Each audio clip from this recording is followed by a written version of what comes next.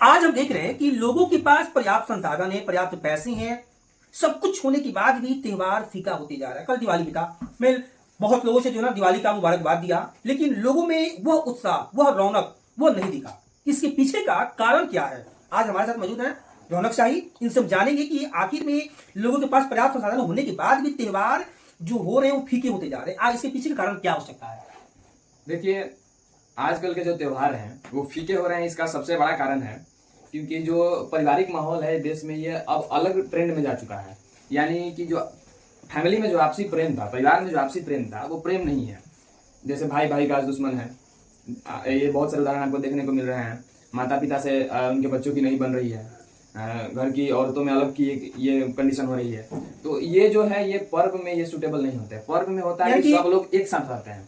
तो ये सबसे बड़ा फैक्ट है कि आज के पर्वों में जो ये रौनक, यानी कि जो कहने का कि जो लोगों में आपसी जो प्रेम होना चाहिए वो नहीं दिख रहा है। आपसी प्रेम जो सबसे बड़ा बाधा है, जो पर्व को उत्साह मतलब इसमें नहीं दिख रहा है। पर्व में हमें हर्षोल्लास नहीं दिख रहा है। इसका यही रीजन है।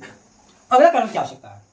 एक अन्य कारण ये भी हो सकता है कि विदेश में जो महंगाई है, वैसे आंकड़ों में महंगाई और जमीन स्तर पर महंगाई दोनों में अंतर है। तो जमीनी जो महंगाई है, देश के मध्यम वर्ग के लिए जो महंगाई है वो हावी है, जिसके वजह से देश में सबसे ज्यादा मध्यम वर्ग का ही फैमिली बिलोंग करता है।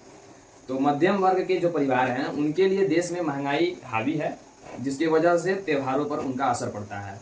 त्योहारों के समय में यानी कि कहने का कि महंगाई भी त्योहार को फीका करने में अहम भूमिका निभा रही है। महंगाई भी त्योहार को फीका करने में एक अहम भूमिका निभा रही है अभी। अगला कारण क्या हो सकता है? कौन बता सकते हैं? अगला कारण ये भी हो सकता है कि आज से हम लोग ये 10-20 साल पीछे चले, 90s में चले, 2000 के समथिंग में चले, तो हम लोग देखेंगे कि जो उस समय के पर्व त्योहार थे, पर्व त्योहार में जो बाहर गए हुए लोग थे, बाहर जो कमाने गए हैं, तो वो कमाने वाले लोग घर आते थे। उनके घरों में जो सफाई होती थी, घरों की रंगाई पुताई होती थी, घर के दरवाजे साफ किए जाते हैं, घर पे जो पशु थे उनको भी ये लोग धोते थे, उनकी रस्सियाँ बदलते थे। एक तरह से बोले कि मतलब पूरा रीजनरेशन होता था पर्व में। लेकिन अब देख रहे हैं कि बाहरी जो लोग हैं वो बिल्कुल त्योहार में कम आ रहे हैं। बाहरी लोग त्योहार में कम आ रहे हैं, इसका वजह और रीजनरेशन जो था वो कम हो गया है, जिसकी वजह से त्योहारों में फीकापन ज्यादा हो गया है। और ये भी है कि एक ट्रेडिशनल जो हम लोगों का फूड था, यानी कि जो भोजन जो हमें सिर्फ त्योहारों में मिलता था, जैसे कि छठ का ठेकुआ है, दीपावली के दिन हमारे घर जो चावल दाल सब्जी वगैरह और जूड़ी पकौड़ी बनती थी वो है। तो ये सब जो प्रचलन है ये आम हो गया है। यानी सबके घरों में ये से मंथली में आपको मिल ही जाएगा। यानी कि अब लोग जो ना मतलब कि कहने का कि प्रत्येक दिन अच्छा ही भोजन करना है। पहले होता था कि मतलब कि लोग जो ना पर्व त्योहार के दिन ही उन्हें अच्छा भोजन, अच्छा पकवान, अच्छी मिठाइयाँ मिलती थी। अब देख रहे हैं कि लोग जो ना प्रत्येक दिन ही अच्छी मिठाइयाँ, अच्छे भोजन कर रहे हैं कि नहीं?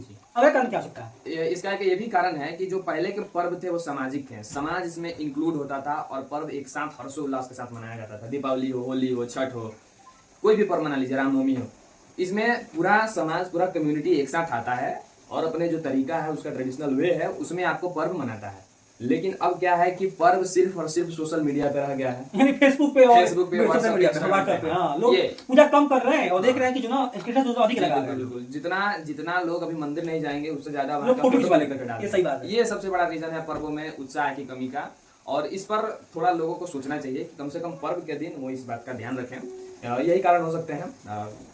मिलते हैं आप बातचीत के अगले सेशन में। तब तक के लिए आप लोग जो है इस वीडियो को शेयर कीजिए ताकि लोग जान सकें। धन्यवाद।